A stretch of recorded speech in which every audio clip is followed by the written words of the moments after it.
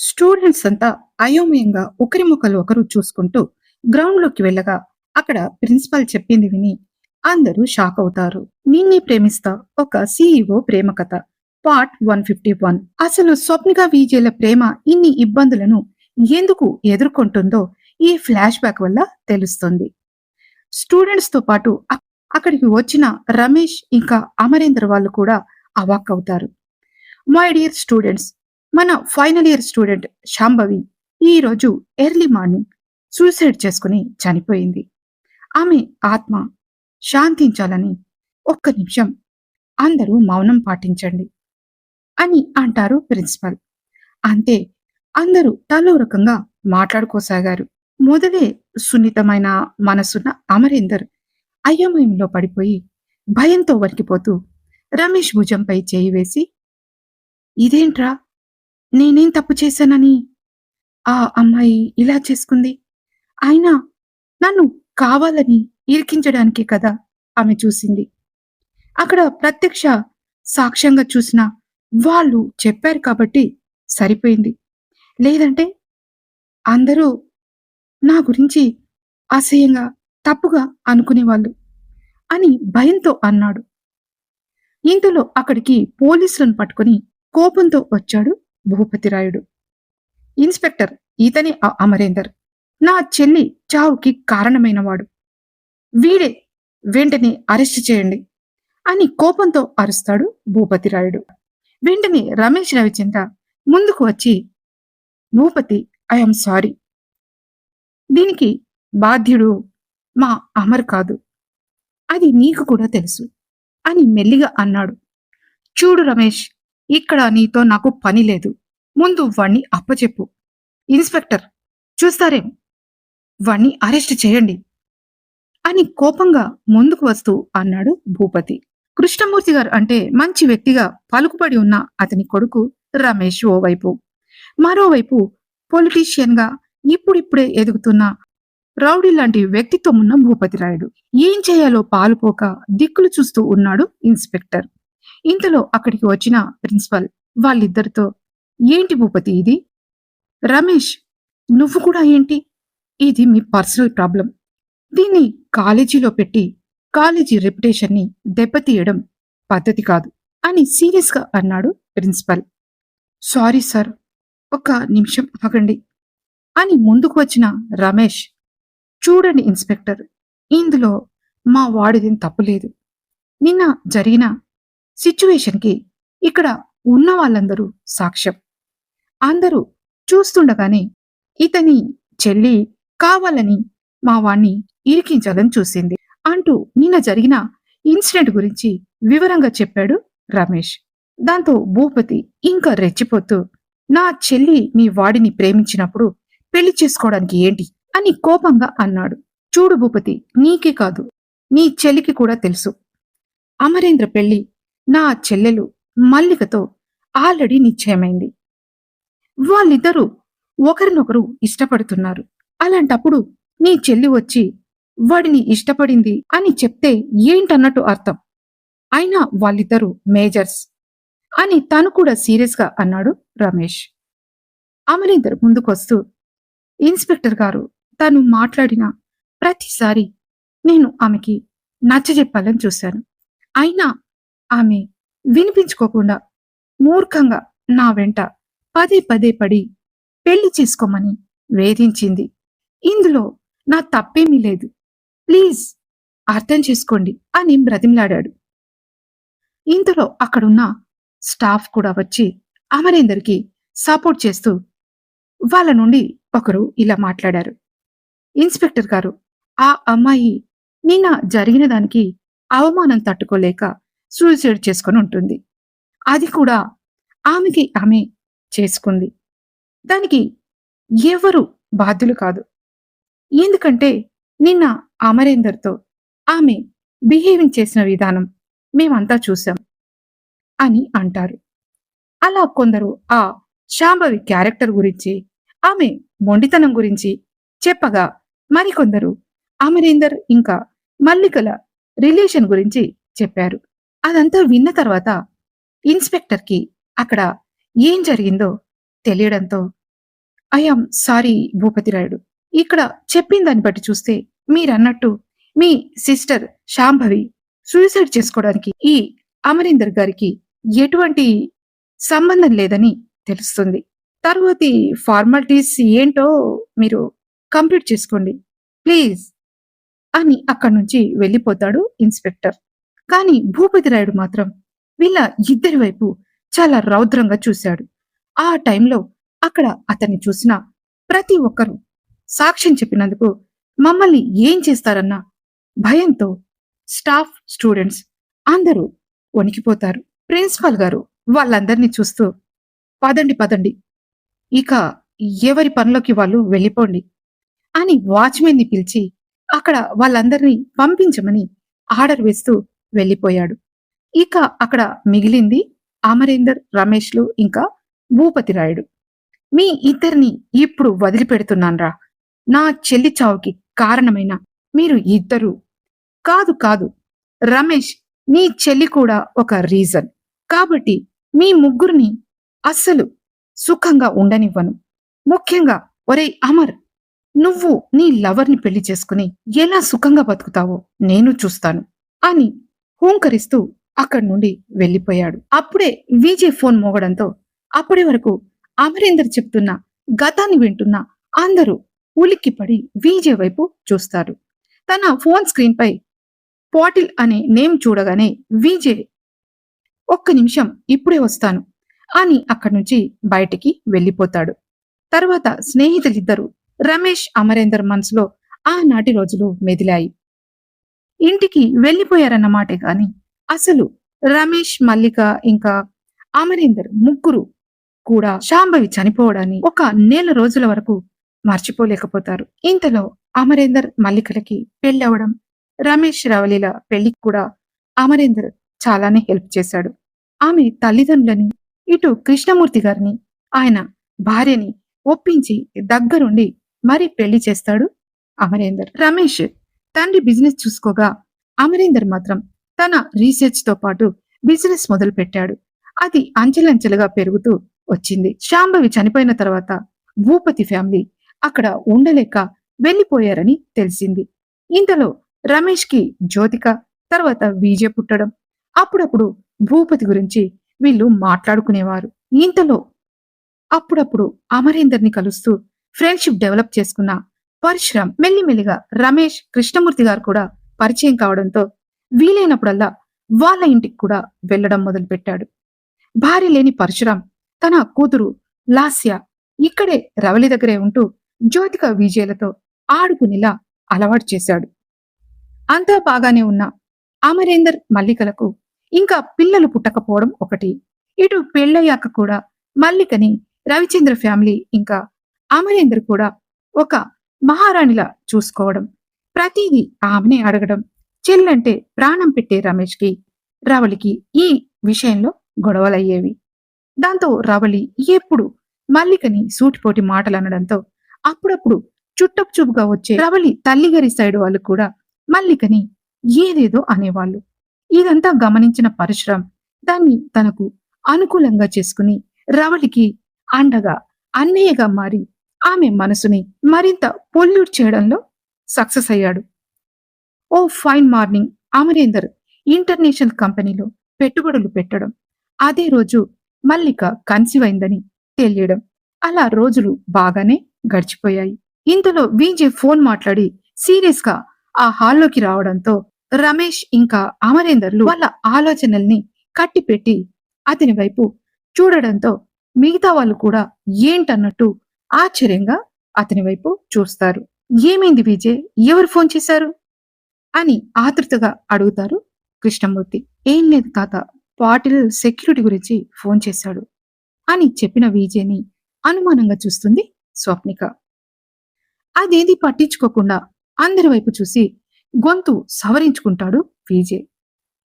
Okay, Bhupathi రాయుడికి మీకు డాడీకి పాత కక్షలు ఉన్నాయని ఇప్పుడు అర్థమైంది. ఇదంతా సరే మామయ్య, కానీ అసలు మీరు అత్తయ్య డెలివరీ అయిన రోజు పురిట్లో బిడ్డని ఎత్తుకుని వెళ్ళిపోయారు ఎందుకు? అక్క జ్యోతిక మీతో పాటు ఎందుకొచ్చింది అని అడుగుతాడు విజయ్. అమరేందర్ చెప్పడానికి మొహమాట పడతాడు. అతను చెప్పడానికి మొహమాట పడడంతో మళ్ళీ తనే మాట్లాడుతూ, మామయ్య, మీరు మా అమ్మకి లవ్ లెటర్స్ రాశారని పరశురాం చెప్పాడు అని అంటాడు. అంతే. ఆ మాటలు విన్న తర్వాత ఒక రవలి తప్ప అందరూ ఆశ్చర్యపోతారు. చాచా, ఏం మాట్లాడుతున్నావు విజయ్? నేను రవలికి లవ్ లెటర్స్ రాయడం ఏంటి అని వండర్ అవుతూ అంటాడు అమరేందర్. వెంటనే ఆ మాటలు విన్న రమేష్ కూడా, విజయ్ నోర్మై, ఏం మాట్లాడుతున్నావు అసలు? మామయ్యతో అలాగేనా మాట్లాడేది అని గట్టిగా కసురుకుంటాడు రమేష్. మీ డాడీ నమ్మరు విజయ్. నేను కూడా ఇలాగే అంటే నా పైకి కోపం వచ్చి చేయి కూడా చేసుకున్నారు మీ నాన్న అని గట్టిగా అంటుంది రవళి. అవునన్న, ఆ పేపర్స్ నాకు చూపించాడు. అవి కూడా మా ముందే ఇచ్చాడు. కావాలంటే చూడు అని తన జేబులో ఉన్న పరశురాం చూయించిన ఆ లవ్ లెటర్స్ రమేష్ కి అమరేందర్ కి చూపిస్తాడు విజయ్. వాటిని చూసిన రమేష్, అయ్యో ఇవా? ఇవి ఇవి పరశురాంకి ఎలా దొరికాయి అసలు అని అయోమయంగా అడుగుతాడు. అర్థం కాకుండా అతని వైపు అందరూ చూస్తారు. మీ అమ్మతో పెళ్లి కాకముందు నేనే రాసినవివి. అప్పుడు నాకు యాక్సిడెంట్ అయి చెయ్యి విరిగితే మీ మామయ్యతో ఇవి రాయించాను. వాడు రాయడానికి ఒప్పుకోకపోతే బతిమలాడాను. ఒక వారం రోజులు సతాయించుకుని అప్పుడు రాశాడు వీడు అని తల పట్టుకుంటాడు రమేష్. అవునన్నా, ఇక్కడ మీ ఇద్దరి తప్పు లేదని నాకు తెలుసు. ఇవి పరశురాం ఎక్కడి నుంచి సంపాదించాడో ఏంటో, వీటితో మా మనసు విరగ్గొట్టేశాడు అని బాధగా అన్నాడు విజయ్. ఆ మాటలు విని కంగారు పడుతూ, అంటే ఈ లెటర్స్ రాసింది మీరా అని కళ్ళు పెద్దగా తెరుచుకుని రమేష్ వైపు చూస్తూ అడుగుతుంది రవలి. అవును మరి, మా ఇద్దరి మధ్య ఎలాంటి దాపరికం ఉండదు. దాంతో నేను చెప్పింది చెప్పినట్టు అమరేందర్ రాశాడు. అయినా దాంట్లో అంత ఇదిగా, అంటే చదవలేనంత ఇదిగా ఏమున్నాయి చెప్పు? ఈ సిచ్యువేషన్ కూడా పరశురాంకి తెలుసు. మా ఇద్దరి మధ్య ఉన్న స్నేహం గురించి అడిగినప్పుడు మా ఇద్దరి మధ్య ఎలాంటి దాపరికాలు ఉండవని ఎగ్జాంపుల్ గా వాటిని చూపించి ఇదే చెప్పాను అని సీరియస్ గా అంటాడు రమేష్. అప్పుడు విజయ్కి పిక్చర్ మొత్తం అర్థమైంది. ఇప్పుడు చెప్పండి మామయ్య, ఆ రోజు ఏం జరిగిందో అని అడుగుతాడు. రమేష్ కి ఏదో బిజినెస్ విషయంగా ఖచ్చితంగా ముంబై వెళ్ళాలని చెప్పేసరికి మామయ్య రమేష్ కలిసి ముంబై వెళ్ళారు. అప్పుడే మల్లికకి డ్యూ డేట్స్, ఎప్పుడైనా డెలివరీ కావచ్చు. దాంతో నేను వస్తానంటే నన్ను వద్దని మల్లికకి తోడుగా ఉండమని అనడంతో నేను ఇక్కడ ఉండిపోవాల్సి వచ్చింది అని గతంలోకి జారుకుంటాడు అమరేందర్. తన బ్యాగులో ఉన్న డబ్బులు చూసుకున్న అమరేందర్కి రమేష్ అంత డబ్బును పరశురాంకి ఎందుకు ఇవ్వమన్నాడో అర్థం కాక వాటిని పట్టుకొని అతని ఇంటికి వెళ్ళాడు. అక్కడ వాళ్ళ బంధువులెవరో ఉండడంతో బయట హాల్లో ఆగిపోయాడు అమరేందర్. పరశురాం అక్కడికి వచ్చి అతన్ని చూసి, నువ్వొచ్చావేంటి, రమేష్ రాలేదా అని అడిగాడు. రమేష్ ఇంకా మామయ్య గారు ఊరికి వెళ్ళారు. అందుకే ఈ డబ్బు నీకు ఇమ్మని నాతో ఇక్కడికి పంపించారు అని అన్నాడు అమరేందర్. వాటిని తెచ్చి ఇవ్వాల్సిన అవసరం అతనికి లేదు. వేరే పిఏకి గాని ఇంకెవరికైనా చెప్పి పంపిస్తే ఇచ్చేవాళ్లే.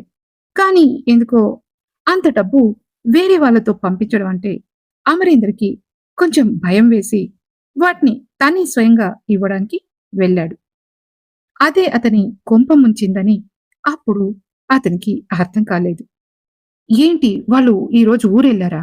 2 రోజుల తర్వాత వెళ్తామని చెప్పారు కదా అని డౌట్ఫుల్ గా అడిగాడు పరశురాం. లేదు, కొంచెం ఓ 2 డేస్ ముందే రమ్మంటే ఈ రోజే ఊరికెళ్లారు అని అన్నాడు అమరేందర్.